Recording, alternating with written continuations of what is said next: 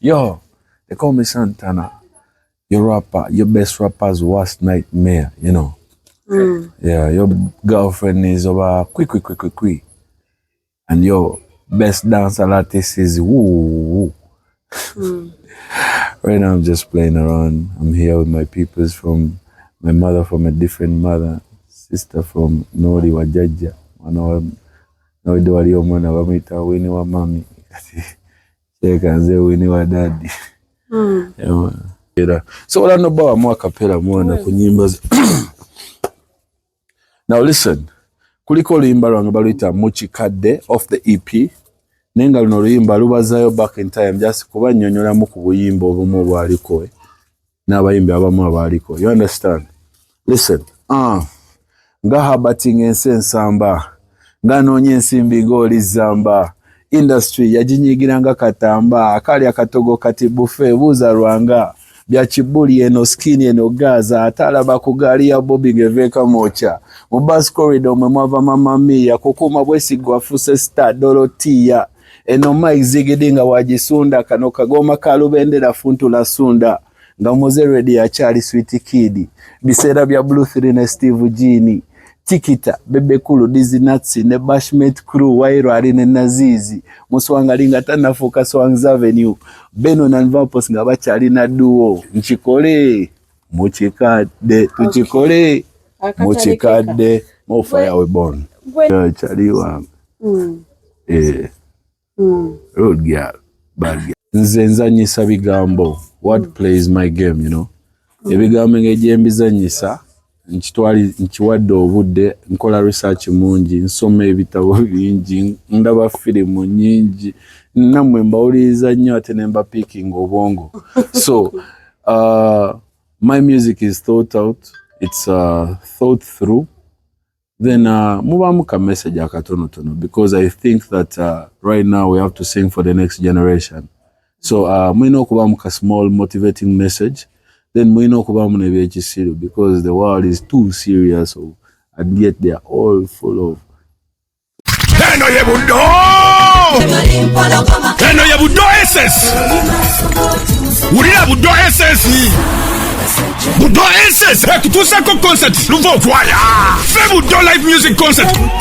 Buddo second grade jebaten. Kuserena hotel Kampala nga 17 August. Emyaka 25 gye tujaguza. Nga tuyimba ennyimba. Tiketi za shilingi emitwalo 10. Emeza y'abantu 10 ya milioni 3.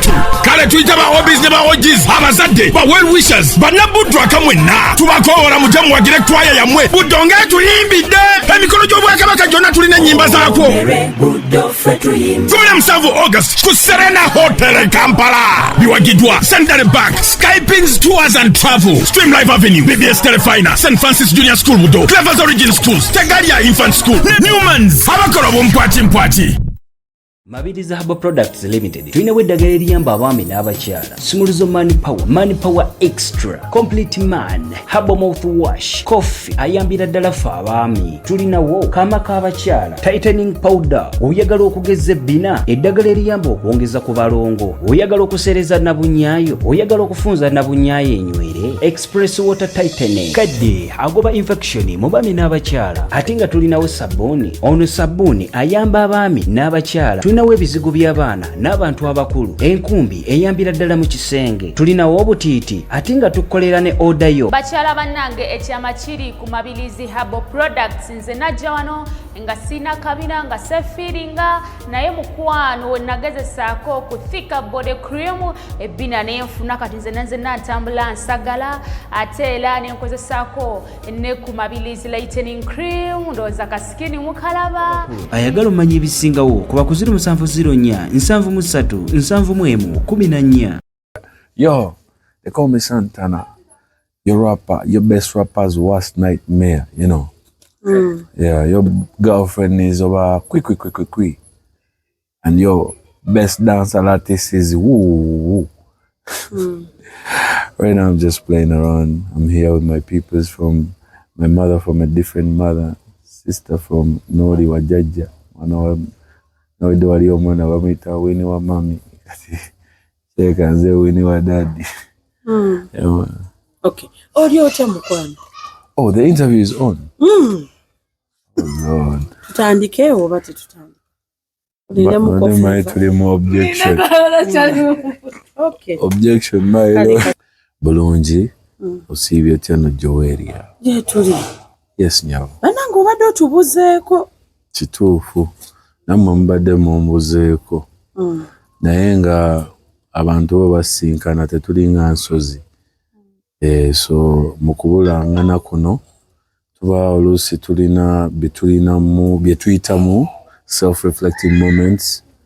Oluusi tuba tulina journey of life gye tuyitamu, because life is a journey. Ate life is a marathon. Life is not a sprint. You know. So akasirikirira ako kaba a creative space fe tukaita. Sometimes you need to take 3 steps back okukola 4 steps forward. Oluusi si kirungi nnyo ku keeping going. Kye tuyita value addition. Oluusi obulaba nga kyoyimba oba kyokola oba kyolimu field olaba mbu tekikyakumotivatinga okuzuuka ku makya kukola. Then you think about it, then you're like, you know what, let me take a break. Kati your break gye bayita self-reflecting moment yekuwa ekyokola noga kati oba nkiddemu oba nkikole. So that passion drive gye walina mu kutandika kati ate wogi rediscovering oba unstoppable. Kibanga amazzi bagamba gakulukuta gye gaali gakulukutidde. So if things you've done before you can always do them. Yeah, man. Obadde opanga kaki w'obulidde oba w'otubuliddeko? Bingi naye bitono. Because nze ng'omuntu nkola ebintu byange mu ngeri nti I'm not a crowd pleaser. Yeah. I'm a person asobola n'okubeera mu bbaala nga temumanyi mbu wendi. You understand? I like my personal life. I'm an introvert. Omuntu abeera yekka n'anyumirwa n'abeera bibye. Now that's the kind of person I am. So mu time yange eno mbadde nkola bingi.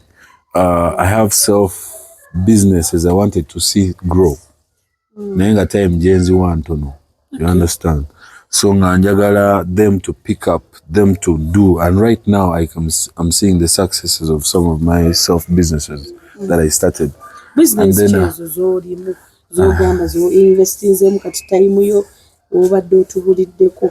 Njobola bawo ke bayita introvert moment we kayingiriramu awo. Olaba sikubuulira wajoolira nawe tombulira wajendiira. Do you know why? Because this life, your life, is not for TV. It's just we are in the limelight. So kati olina okubuuzibwa ebibuuzo ng'ebyo. Naye ffe tulinga abasajja baganda tebababalirira baana. So nange gyenziwenja, that is my business. Bwe kyolina okumanyamu ndi musajja mugezi, musajja muyiiya, ni musajja agezaako okubeera nga buli lunaku nfumba y'ekyenjawulo ekisobola okusustaininga. I've been doing projects like Koi Koi. I don't know if you know that. Right now, Koi Koi is a storytelling project. Nfuna mikwano gyange abali talented in different fields of like painting, okusiga ebifaananyi, okola poetry and arts. We've had 5 or 6 exhibitions. And right now we are planning, sagala kuvotola byama, but we are planning to work with one of the biggest companies in this country as Koi Koi. Koi Koi lya kyabujjajja. Kugerangera okulanya, kunyumya, something like that. I've been working on Koi Koi. I've been working on my own personal projects. Ebyange nganze. Nga Rasta Santa. Naye kati about the music projects zombadde nfumba nyingi so. Nga tetunnatuuka yiyo katono. Ogenze n'otugamba toli people pleaser, toli crowd chaser. Waliwo b'omanyi nga bwe batyo bwe bali? I think tuli omanyi bwe bagiyita show business. So show business buba butaala. Kulabisa, kulagako, kukola ki. Naye nze since Federation say opened, I only went there last week. Like I've never simbu sikyagala, simbu sikyetabamu. It's just that I first take my time, I study my space, I see where to involve my energy, I see where not. You understand? So, simbu, I'm not people pertinent. Nenze mbabi yange most of the time. Agamba wepanka nnyo. No. Wemanyi nnyo. No. Okwepanka omanye Katonda yatuwa ebitone byanjawulo n'entegeera yanjawulomu. So kati oluusi oba onyumya n'abantu mu conversations naye nga bo me am a chess player nze ndaba 5 moves ahead kati ye aba alaba 1 move ahead nga queen ye ngenda jimira okitegeera. So kati omuntu ng'oyo mba sigenda muwa nnyo obudde manja mulabira mu pedestal ye mu wavelength ye gy'agiddemu mosisi we muleka.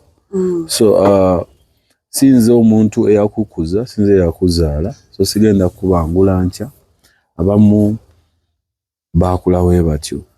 So for me I just attract my energy, njagala nnyo positive energy and positive vibe because singa obaddeko nange nobeerako ne bakyali bange nze mwana ndi funny ndi happy person, I bring good energy to a place. So olwembeera n'omuntu nga ate yebisi bitegeera awo sikamuyize ate siri awo muno njagala nnyo obutalambu Santana yabikoze nnyo because ne music okumuyingira nayingira nga hobby. Just nentandika funa bwawadi awo ne batandika okunsasula nga bino binyuma. You understand? So I started doing music for the love, for the passion. So sajjambo owaye interview no.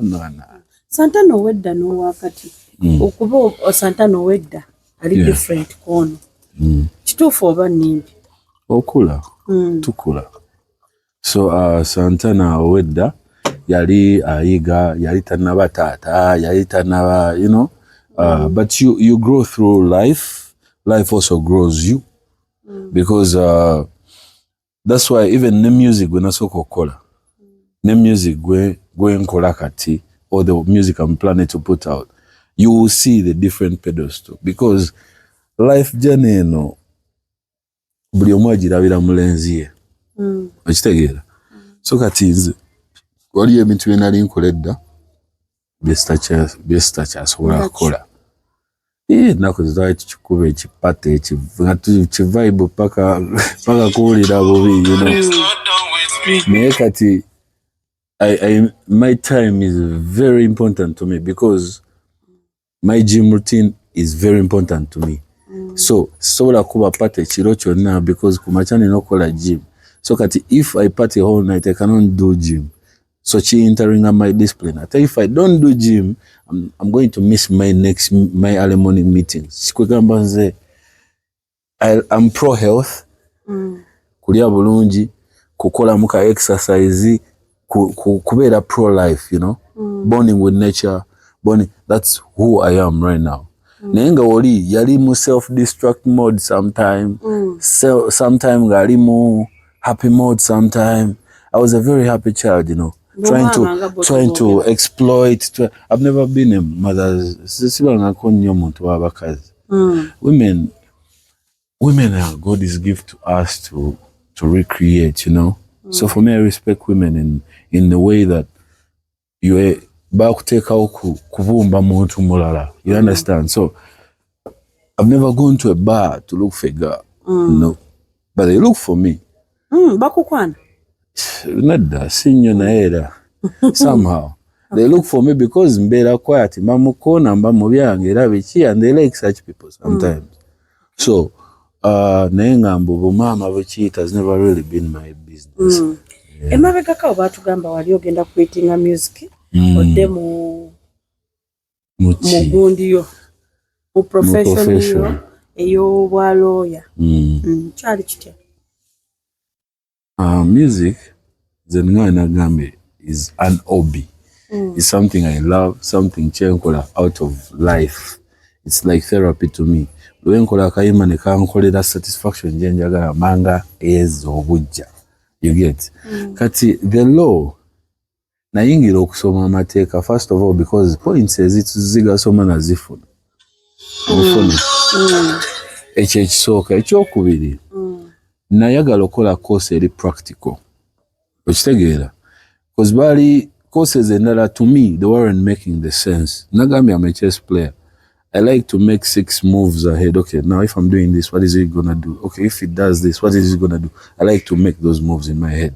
So kati wembeera awo nengamba kati nsome social science wagwana. Naye kati amateeka is first of all you're shaping policy. Second of all you're chili practical engamba wear a seatbelt notajambala. Uwe nkugamba muno ogenda kuyingira legal deal. Ettaka ly'otunda naye ate gwe ne bakufera. You understand? Waliwo ekintu kyolanga kiri practical you can work with. Ngamba okay, let me enter law. So I plan on practicing law sometime. Naye si kye kiri aki okitegeera. Bw'oba kugamba olondeko ku music n'amateeka. Atwakyo oli kato oli waswa. Amateeka right now I live it. It's my life. I have friends calling me every day for legal advice. It's my life. Kubanze saga soma kugakuraminga. O practicing. Nina law firm jendi attached to naye siri actively practicing though. Okay. But I think I have the biggest client pool in that firm. Why? Because I have very many people who have never seen a lawyer, who have never been into a law firm. Ninga baina legal issues. So kati for you, that reference, that notumuyambye tutya, notumukola tutya, they approach you. Banji n'abayimbi. Bebasinga n'obungi. You understand? Okugamba oli lawyer w'abayimbi. Ngezaako. Kyogere ba camera. Ngezaako buli muyimbi, if you need some legal advice, if you need some guidance here and there in contract, toyagala bakufere nnyo, toyagala oyingire nnyo bi dubious deals and contracts, it's okay, you can contact me. Natunyumyamu Santana Kama everywhere you go on your social media. Santana Kama. Yeah, you can contact me mu inbox mbamu netunyumyamu. Wewe waba kweyo kasente. For artists abasinga mbakola pro bono. Abasinga. Abasinga kati MC Katso omusabeki. Chaliwo chaliye. Kitegeera. Ate abayimbi abo. Oyina ekivulu kyo ng'ajja nga MC oba oyina okitegeera ebimu bikola pro bono. Naye of course abamu baba balina okutana because even in law mubamu legal fees. Waliyo sente zigenda eno, waliyo zigenda. So yeah, definitely. Goloza aba contactinga. Mujasobola okubeera nga mu nedda ate nze siri legal aid okitegeera. Temuleka nnyo buli kimu. Naye kyengaza okugamba is I can help. Okay. Because nze omutima gwange is larger than life. I don't think sirowoleza ku nsi kuno mbu oli omuli ammere akuze. No. I think in helping a person is a bigger purpose than just me. Biki ebikunyiiza biri mu music industry saawa eno nga mu biseera by'edda tebyaliwo. Sebyedda naye wali. Thank you for asking that question. First of all, I'm working on my new music EP Bajita Mbiko. Tugenda premiering on the 3rd of August. Eno EP enjigiriza bintu bingi. Kozikoze n'abayimbi abato n'abakadde. Abayimbi abakadde bakuuma obudde. Tosobola kusanga the myth ng'ali late. Era ne waba late by 5 minutes oba Henry Tiga nakubira essimu.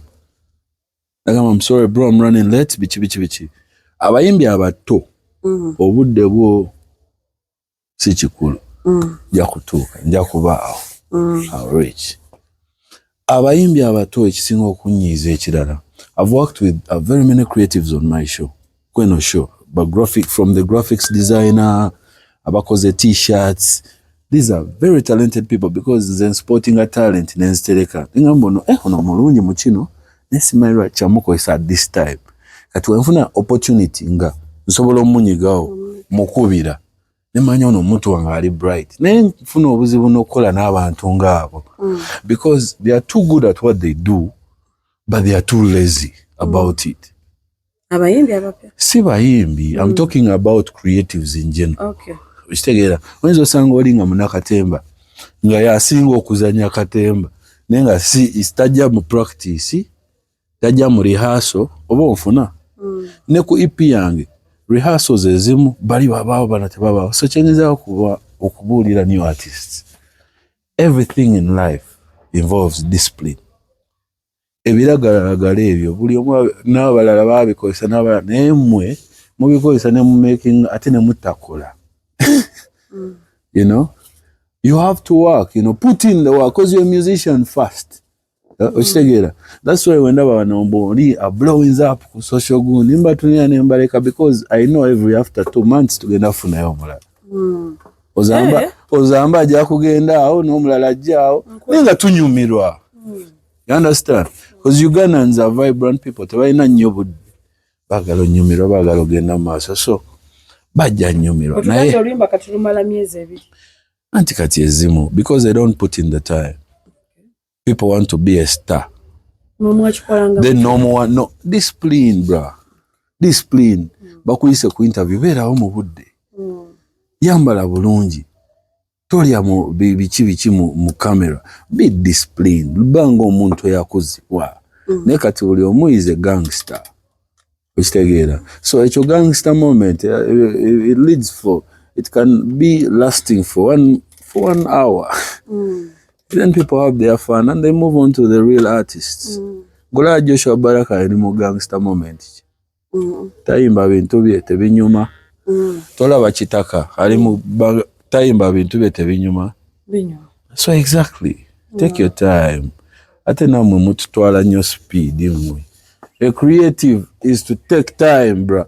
Zekubulira ba chameleon batuwanga nyimba 3 omwaka.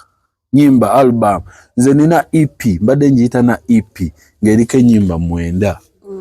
When I didn't uploading and bangamba this is not an EP, this is an album. Nenterako ne bonus tracks. Okitegeera. Naye ennaku ezo chameleon nyimba 5 album kivulu. But they used to take their time. Maddox achatukubirako. Nemu abayimbi namwe mbavuga speed. Ne bakola batya. Buli kimu kati ayimbye kano kati mumusaba kapya era kati n'abaana abato bakolera ku speed. Mu Bungereza simanyi obola omupiira. Ngolaba. Mu Bungereza mubamu abangereza be bawana. Oyo player agenda kubikola agenda bikola. Engeri wali owane Brazil we batawagandikanako. Naye weka kusanga mu Champions League ekakiwangula. Weka kusanga mu Europe ekawangula. Lwaki? Ka hype akwe olusi amataala. Mubabangula naye nga namwe mwebeere muso as a young creative be disciplined. Okay. That is the number 1 rule. Be disciplined. Kakati nga tuze kuggwe Santana kama kicho tuleetedde. Nze musical mbadde nfumba. Mbadde I had to choose between 30 songs to do a small album called Mbiko. Mbiko for Geneva. Jena kulira. Ginger. It's close, it's almost ginger called Bridge. Okay. Bridge ginger. Era n'olaba artwork wa Mbiko EPL called Lutindo Red Ginger nga tonatuuka. Kati Mbiko eyo nalina mukulu wange bali bamuyita omugenzi Moze Radio. Yangamba Mbiko kino kozi naye kwe yakulira ate kwe yasomera ku Mbiko. Waliwo essomero lyasomera mbalita St. Noah. So Moze nangamba Mbiko eno wetakubika ekubikula. Okitegeera. Nangamba for the few bright stars bolaba nga olaba mbu abe mukibi Mbiko product ya emubikudde. Nga olaba Moze Radio ye yamubikula. Nga olaba Santana emubikudde. Waliwo nga 8 oba 9 bebise. Why? Because Mbiko buli product eyingira mu Uganda base ezo zi tractor bichi wezisooka okuparkinga ziparkinga Mbiko. So kati Mbiko ekyo kitegeeza wagenda kubaawo hotel. Kitegeeza wagenda kubaawo abakyala abakaboozi. Kitegeeza. Kitegeeza wagenda kubaawo amabaala. Kitegeeza wagenda kubaawo ebiragala abavubuka. So kati abamu babulira mu eyo clutter of noise. Nga in other ghetto story nga wandi badembo muga kamocha wali aba ne ate wali abavaayo ba Bobby. Nobaayo abavaayo bani okitegeera. So Mbiko is any other ghetto African poverty story whereby you have to just stand firm against all odds nokola ekintu kyonga gwe. So kati nze Mbiko is like my rebirth story. But desi bayimbira. Okay. So kukana ka album kange nakoze obuyimba buliko 13. Yeah, kuliko abayimbi bangi ben featuring abatali bannayuganda bokka. I'm featuring people like The Myth, abamanyi Ugandan hip hop, your legend. I'm featuring Henry Tegan, my brother. I'm featuring Cosign, Buzo Vera, Chireka Banda. I'm featuring Walter Whitey, is a new kid on the block. Waliwo omwana bamuyita Keva naye avambiko. Waliwo omunyarwanda yabayimbira agataako iye ne Dr. Jose Camilo bamuyita DJ Pius. Naye tulina oluyimba naye baluyita Jojo. Tulina oluyimba ne Don MC. Tulina kwegamba nakoze ka variety ka kikadde kipya. But I just wanted to create a good music experience for my people because I feel like right now tuli mu bubblegum economy.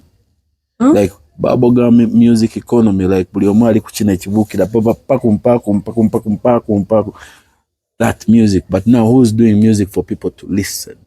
Who's doing music for people in their 30s, their 40s, their 50s? Who's doing music for your mother? Who's doing music for your father? No one.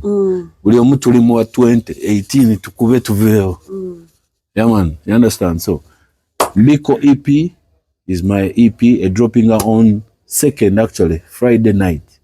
2nd of August, again dropping up, but Saturday tugenda kuba ku Gardens Nigeria. N'abaganda baffe that tuli mu semi live experience tugenda kuba tu performinga. Bonna bagenda kubaayo. Bakadde bange bagenda kubaayo.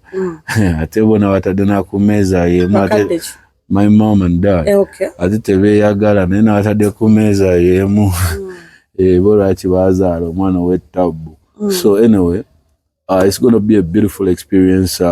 Baobi bange benasoma nawo mu mateeka bakagula tables nga 2. Baobi bange nasoma nawo mu Namugongo bakagula tables nga 10. Bobo ko already waguze omukolo. You understand? Naye ate kati I have my normal people who want to come through, so you should come through. General interest in ikankusese yabwerere. Yes, naye obo yagala kalika ka excitement. Kubanga ojja kulaba kali self demarketed wali ku Gardens in Nigeria. Abatamanyi nga wakaita ku Nexus awo masa. Kati ko kagenda kuba demarketed. Kati wasasula emitwalo 4. Ofuna 1 liter a bottle of anything you want. Inzo kuba Black Label, Jameson, inzo kuba anything. Then nebakuwa ne meat platter for 5. Baba wako nyama ate mwabaddeko ku Gardens in Nigeria. Bakola East African meat kati kwegala mumanye ekimere kyabwe kyekyo. Ki service kyabwe kyekyo. So kano ka listening experience nyagala abantu bamwe bajje bawireko ku music wakabi. Music atsobola okuwulizika ne mama one tata one senga one jajja. First what featurinze ko kubayimbi bana abali kwensangi zino. Antikazi nze siri wa cloud na noise. Wena sokedde. Nze siri mboli awogona nnyo, mboli akuba nnyo. Bra. Nze newe mmala mwaka gumu 2 nga siyimbya. I'm very fine. You understand? So, nze I just want to do ekinnyumira. Okay. Ate mmanyi wekinnyumira namwe kijja banyumira. Oyina omuyimbi gwola bali ko nsaawe ogamba wegomba okola ko naye kola. Banji. Of course Azawi wa Kabinyo. Kitaka na mulaba ali nga akula. Kitaka actually music wego yafuna nga tali commercial yali wa tabu nnyo. Era lwakuba yakayingira ndoza wayingira songs bageza kumubangula be this naye Kitaka is a very good artist. Then Joshua Baraka, of course. Cohen JC was supposed to work, but we'll see. Then Bana Banji, I'm very amused. Fefe, very good artist. Banji. Yeah, man. Bana Boy, bebo no bentu actually ne EP yange nagikolede ku level ya Bana Boy. Yeah. Oli enyimba zange 1 by 1 njagala ofune ne ya Bana okube 1 by 1.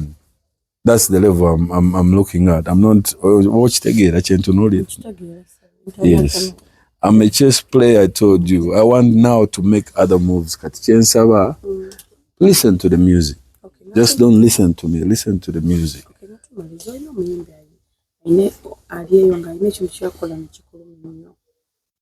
Nekinuma. Ndaya chikola. Ngamba kundi gwe wankole ekintu kino nekinuma. Nekinuma. Ngochina ku mutima. No, I don't do that. Katika nkubulire nze. Banga yakunyiza mutima gwange.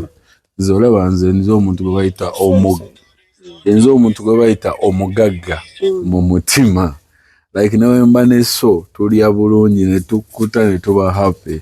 So kati nze nebe byokunyiga sibibeera mu nnyo. Manyi why? Because I feel man life ndaba bagaya bafa just abruptly. Nugo munoga inabade naye eggulo. Kati mumbeera awo munyigira omuntu. I don't have that time. I don't even have that spirit, that energy. No. I'm a good, nze njagala nnyo good vibe, good energy. Tuchechiddako. Ani awangula ani addako. That's why when I see these young boys coming up, gakuba bulungi, bani ba gym nola bani. I've seen very many. Nsanyuka, I'm happy. Nena mwete mba lazy because you're very talented, but you're lazy, man. You're lazy. You young creatives that are very talented are very lazy. At least show up on time. Yeah, man. More fire. So what I know about more capella more na kunyimba. Now listen. Kuliko luyimba lwange baluyita Muchikadde off the EP. Nenga luno luyimba lubazayo back in time just kuba nnyonnyolamu ku buyimba obumu obwaliko n'abayimbi abamu abaliko. You understand? Listen. Nga habating ensi ensamba. Nga noonye ensimbi ng'oli zamba.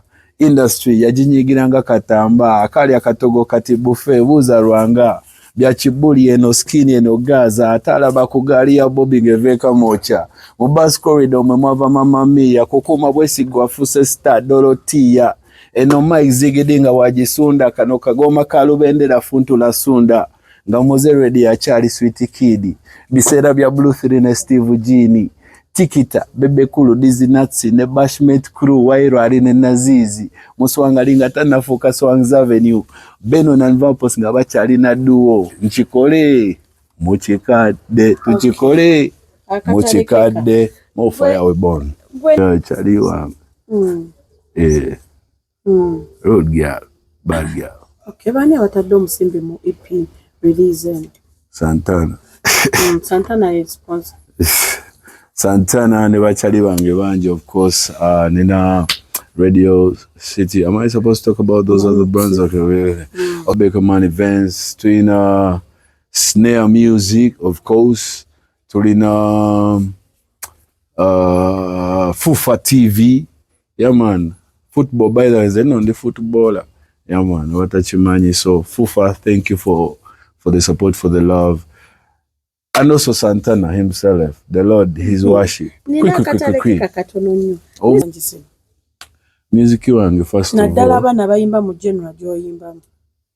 First of all, teri ayimba mu general jenyimbamu. Teri. Because EP yange eriko reggae, eriko slow music, eriko hip hop, eriko afrobeat. So, echenjawulo kiriwo ekiti.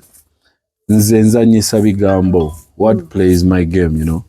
Ebigambo ng'egyembizanyisa nkiwadde obudde nkola research mungi nsoma ebitabo bingi ndaba firimu nyingi nammwe mbawuliriza nnyo ate ne mba picking obwongo. So my music is thought out, it's thought through, then mubaamu ka message akatonotono because I think that right now we have to sing for the next generation. So mulina okubaamu ka small motivating message. Then we know because the world is too serious, and yet they are all full of